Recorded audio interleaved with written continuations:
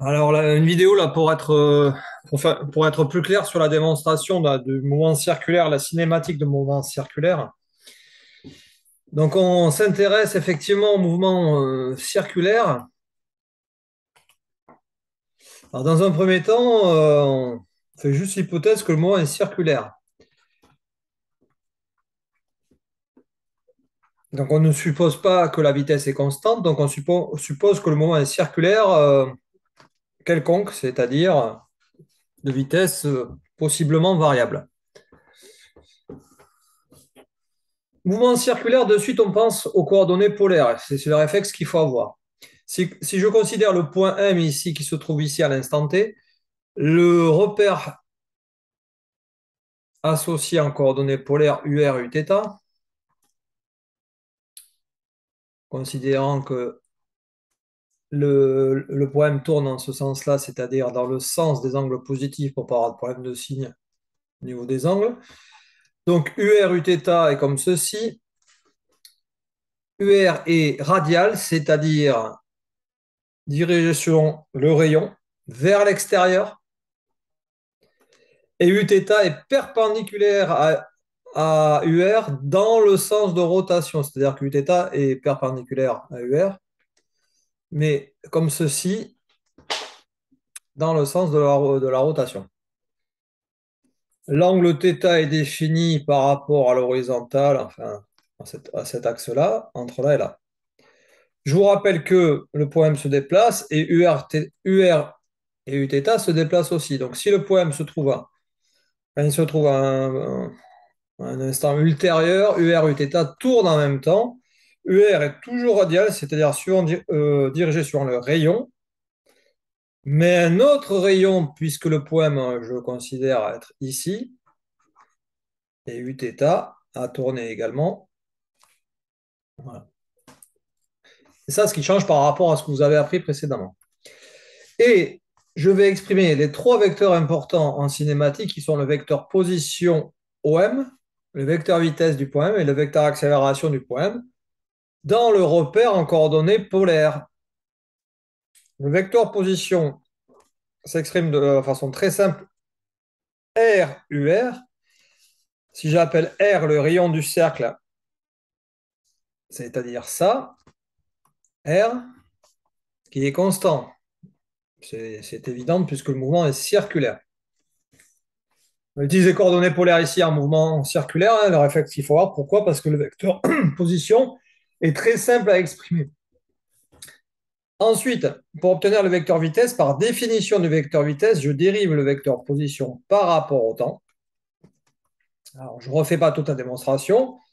Et après dérivation par rapport au temps de vecteur position, on trouve, il faut le savoir par cœur, que le vecteur vitesse, alors bien sûr du point M, c'est R θ point Uθ, vecteur Uθ. Ça, c'est à savoir par cœur. Avec θ point qui est θ point, la dérivée de θ par rapport au temps, c'est cette définition, qui correspond physiquement θ point à la vitesse angulaire qu'on note très souvent oméga, qui s'exprime en radians par seconde.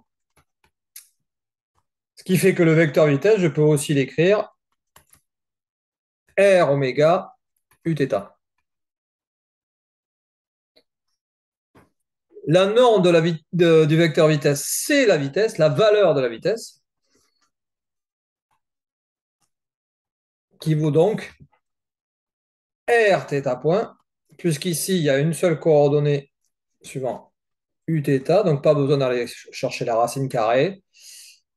Bon, pas besoin de mettre la valeur absolue ici, puisque toutes les grandeurs sont positives avec ce sens d'orientation des angles. Dans l'absolu, il faudrait mettre la valeur.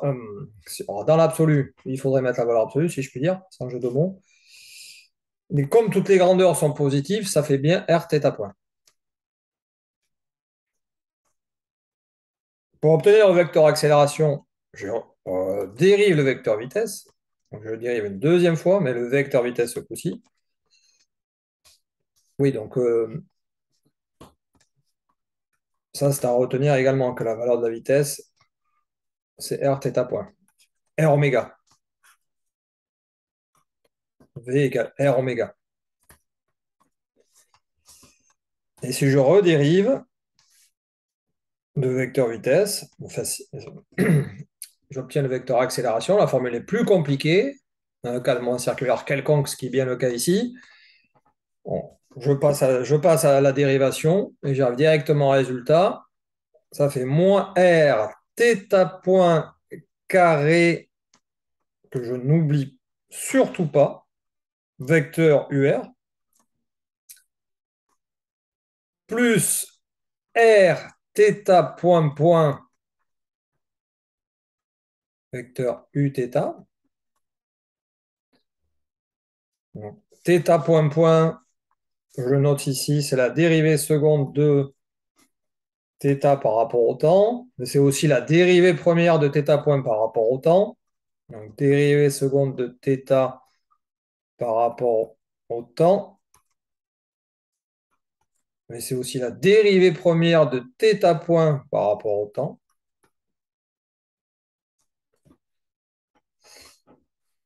Oui, donc là j'ai rayé, mais c'est pas du tout une erreur. On peut montrer également, il faut connaître les deux expressions, que ce terme-là, c'est moins v carré sur r, donc vecteur unitaire UR. On peut montrer également que ce terme-là, de façon assez simple, c'est dv sur dt. La dérivée de la vitesse par rapport au temps, vecteur uθ. Alors ça, ces deux formulations sont à savoir. Elles sont tout à fait équivalentes. L'expression du vecteur accélération d'un point en mouvement circulaire quelconque. Ah, peut-être il y a quelque chose qui vous interpelle là. Alors, je ne l'ai pas du tout fait remarquer en cours, mais la différence entre dv sur dt,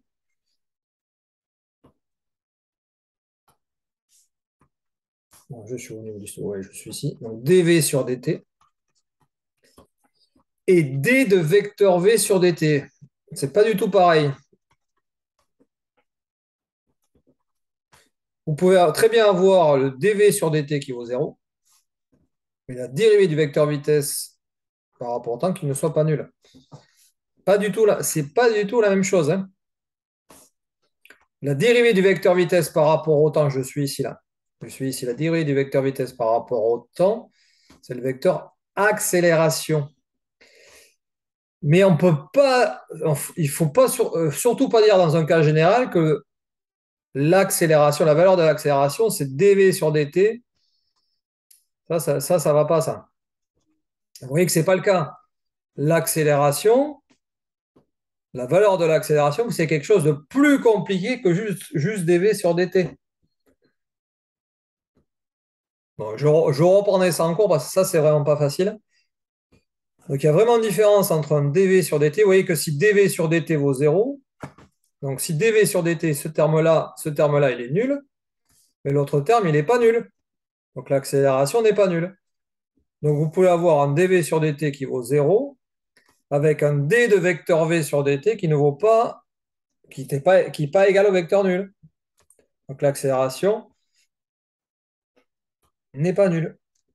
Et malgré que la vitesse soit constante et que la dérivée de la valeur de la vitesse par rapport au temps soit nulle.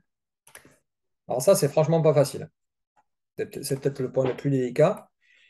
Bon, bref. Alors, cette première formule à connaître, bon, j'ai envie de dire que si on connaît que vecteur v, c'est r θ point uθ, le fait que la valeur de la vitesse est r θ point, ça, c'est assez évident. Le vecteur accélération, c'est ceci. Alors, j'enlève ce que j'ai raturé, puisque c'était juste pour vous expliquer un truc intermédiaire. Alors, maintenant, au niveau de... Alors, ma première erreur, ça avait été d'oublier le carré ici, il ne faut pas l'oublier. Ce vecteur ici, ce vecteur accélération, je peux le scinder en deux vecteurs, la somme de deux vecteurs. Alors là je prends vraiment le vecteur unitaire, hein. J'englobe le vecteur unitaire là-dedans. Ça, c'est le vecteur qui est selon UR. UR, il est selon... Alors là, si je considère que le poème, il est là. La tangente au cercle, la trajectoire décrite par le poème juste avant et juste après, ça correspond à la tangente au cercle qui est perpendiculaire au vecteur UR. Donc le vecteur UR est perpendiculaire normal à la tangente. Donc on va appeler AN. AN pour normal. C'est la partie de l'accélération qui est normale à la trajectoire.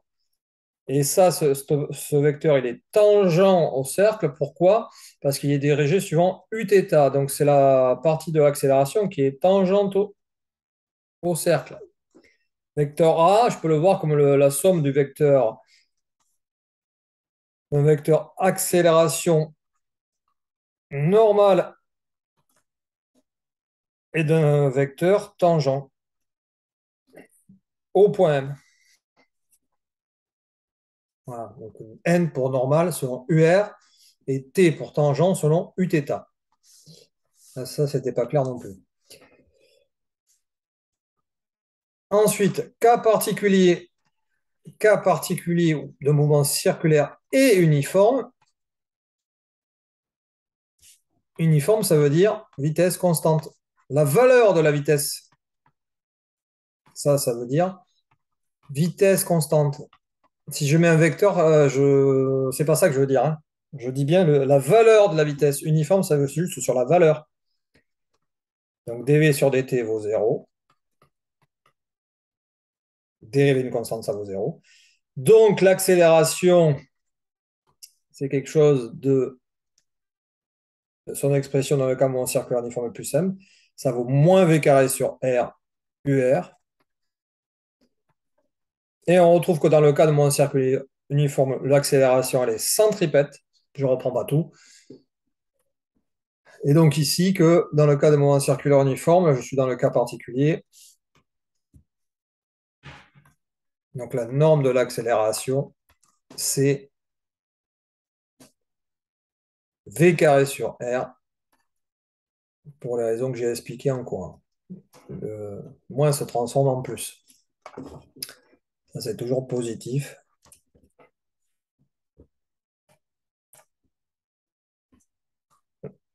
Une norme est toujours positive. Ça, c'est un terme qui est toujours positif. Ça, c'est le rayon du cercle, c'est toujours positif. Voilà, donc c'est cohérent au niveau des signes. Donc moi, je m'arrête là pour cette reprise de démonstration là. J'espère que c'est beaucoup plus clair maintenant.